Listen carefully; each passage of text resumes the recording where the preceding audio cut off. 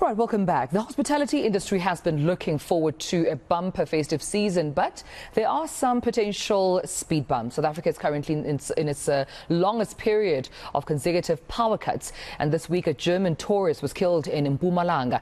Will the tourism industry be able to get back on its feet after being hit hard by Covid-19 restrictions? These are all the questions that South Africans are wondering, and we're hoping to get some answers now. The Federated Hospitality Association's Tungay speaks to us and might be giving us those answers so that we may still continue to enjoy, of course, tourism in the country. Brett, thank you so much for your time and good morning to you. First, let's start on this very, sad note. I mean, the news coming up recently of a German tourist being shot and killed while, of course, traveling to the Kruger National Park. Tragic news. Surely this has an impact on tourism. What's your reaction on these events? It's extremely tragic. We've had a battering over the last 3 years now in the tourism industry, and news like this and events like this are absolutely tragic for the industry. Millions of jobs, thousands of businesses all rely on tourism, especially the international tourist market. We've had good take up, post-COVID with the domestic market, but the international market has been very slow on comeback. We've had the issues with, the travel restrictions. We've had the issues with in KZN, and now on the back of this tragedy this week up in Mpumalanga. It's not good news for the industry, and we calling on government, which we have been for years now, to assist, and hopefully we can get some kind of action out of them. Absolutely. And just in terms of your assessment on the impact of not only this incident, but of crime overall in the country, particularly on international tourists coming in the country. I mean, what do you gauge there? Are we getting any better? What's the international markets overview of South Africa when it comes to visiting the country with our current crime stats? You have to understand in terms of where the crime is coming on the stats. We have been quite successful as a tourism industry in keeping our prime in tourism destinations relatively crime-free.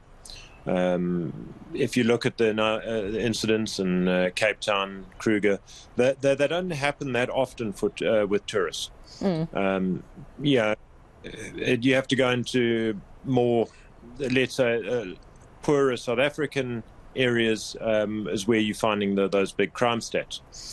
So there's an outlier where we're getting these direct effects onto the tourism industry. The tourism industry, all the hotels, resorts have generally very good security. We are hoping, and remains an isolated incident for the tourism industry. Yeah, tourism, I mean, has been, regarded as one resilient sector, particularly when we talk about, COVID-19, how you've rebuilt. You've seen, some of the events where small businesses had to unfortunately close down due to COVID. But as you're trying to rebuild, now we're dealing with power cuts. How are you dealing or faring right now as, not only industry, but your interventions as an association? Well, apart from this incident we've just had now, load shedding is absolutely devastating. You have to understand that people might be happy at home to sit in the dark for 2-3 hours at a time, but when they're at a hotel or a resort, they're expecting that the lights are on. And the amount of diesel that our members are burning at the moment is just horrific. And the worst is, and were reported by many of our members, including myself and my own property, our Eskom bills, the power's off for 2, 3, 5, 6 hours a day, yet our Eskom bills are remaining actually the same, if not increasing.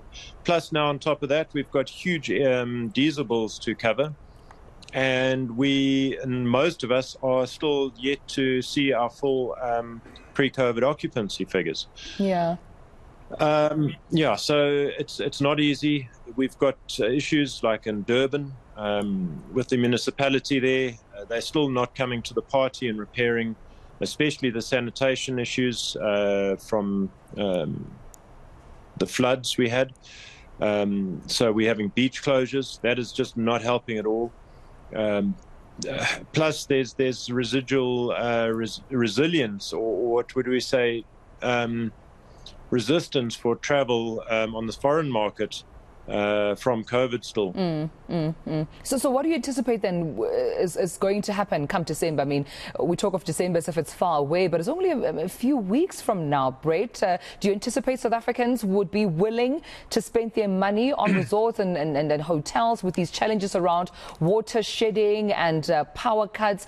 What's the feeling on the ground in terms of preparing for the festive season? So, yes, I've canvassed quite a lot of our members, and we are seeing very positive booking numbers for December, which is great. We just hope that'll carry on through.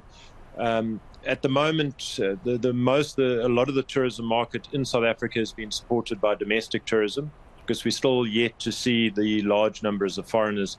Yes, we are seeing them in isolated pockets. Mpumalanga seeing good numbers in Kruger, Northern Natal and the reserves up there seeing numbers again. Cape Town starting to see numbers. But in general, the foreign numbers are still to come up in a lot of regions in the tourism sector in South Africa. So luckily for us, December is a very strong domestic market season, and those numbers we definitely are seeing there. So yes, at the moment we're optimistic for a good tourism season for December. All right. Well, I appreciate you speaking to us about this this morning. Federated Hospitality Association's Tungay, thank you so much.